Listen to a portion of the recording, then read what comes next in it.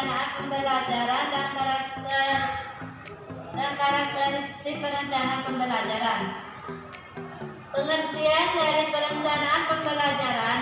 Perencanaan sendiri yaitu terdapat butir-butir pokoknya, yaitu yang pertama, proses yang sistematik, artinya suatu proses yang diatur dengan baik dan sistem.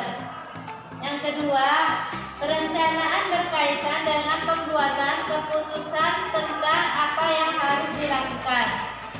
Yang ketiga, perencanaan berorientasi kepada pencapaian hasil dan tujuan tertentu. Selanjutnya, arti dari pembelajaran. Proses pendidik membimbing mempersiapkan komponen pembelajaran. Yang pertama, materi, dan kedua, media, ketiga, sumber, keempat, pendekatan, kelima, metode, dan terakhir, alat evaluasi. Peserta didik untuk memiliki pengalaman belajar, mengatur waktu, mencapai tujuan. Yang kedua, karakteristik. Yaitu ada 4. Yang pertama, sistematik, artinya struktur. Yang kedua, menggunakan pendekatan sistem, artinya menggunakan pendekatan yang salin. Yang ketiga, dirancang secara bertahap, artinya bertahap-tahap perencanaan pembelajaran. Yang terakhir, tujuannya untuk mencapai perubahan peserta didik, artinya peserta didik lebih baik. Baiklah, di sini saya akan menjelaskan mengenai ruang lingkup dan urgensi perencanaan pembelajaran. Yang pertama, ruang lingkup perencanaan pembelajaran. Nah, di sini ada 6 poin. Yang pertama yaitu tujuan pembelajaran, materi, pendekatan strategi, model pembelajaran, langkah-langkah, sumber atau media, kemudian evaluasi.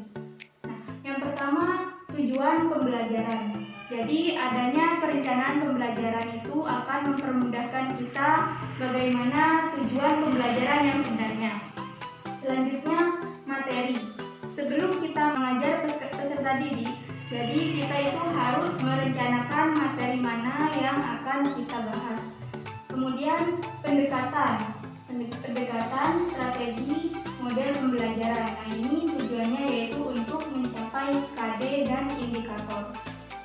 Nah, kemudian kita juga harus merencanakan langkah-langkah kita ketika akan mengajar. Nah, langkah-langkah ini ada 3, yaitu kegiatan awal, kegiatan inti, kemudian kegiatan akhir. Selanjutnya ada juga sumber atau media.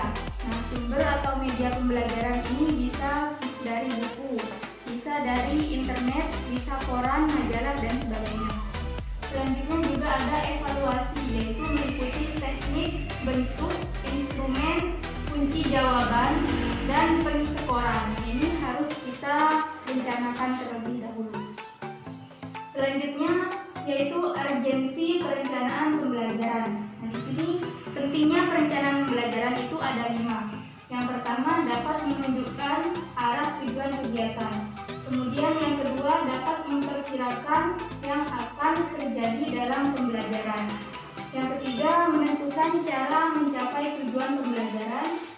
Yang keempat, menentukan skala prioritas. Nah, skala prioritas ini terdapat 3 ranah, yaitu ranah kognitif, afektif, dan psikomotorik. Kemudian, menentukan standar evaluasi pembelajaran. Itu pemaparan peta konsep dari saya.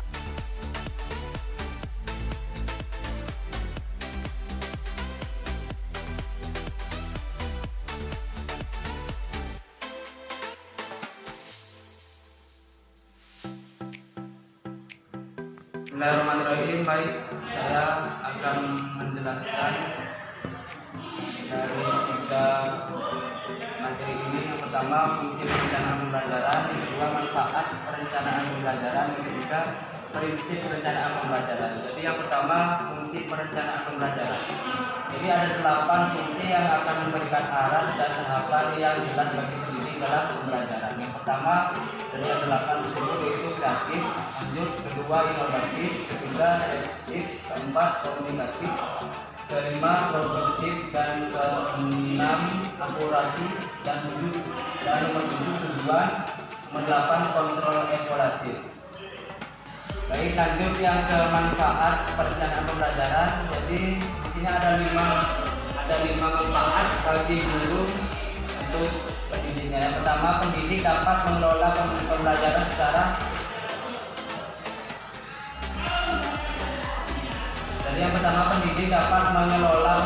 secara terstruktur atau tersusun. Kedua, penyiapan pendidik yang profesional. Yang ketiga, dasar melakukan evaluasi program pembelajaran. Yang keempat, materi pembelajaran relevan dengan kompetensi dan karakteristik peserta didik. Dan yang kelima, efisiensi pemanfaatan sumber daya. Lanjut yang prinsip perencanaan pembelajaran. Di sini ada 5 juga prinsip bagi perencanaan pembelajaran. Yang pertama, menetapkan apa yang dilakukan guru dalam pembelajaran. Nomor 2, membatasi sasaran dan menetapkan pelaksanaan kerja. Nomor 3, mengembangkan alternatif yang sesuai dengan strategi pembelajaran. Nomor 4, mengumpulkan dan menganalisis informasi penting. Dan nomor 5, persiapkan rencana dan keputusan mengenai pembelajaran.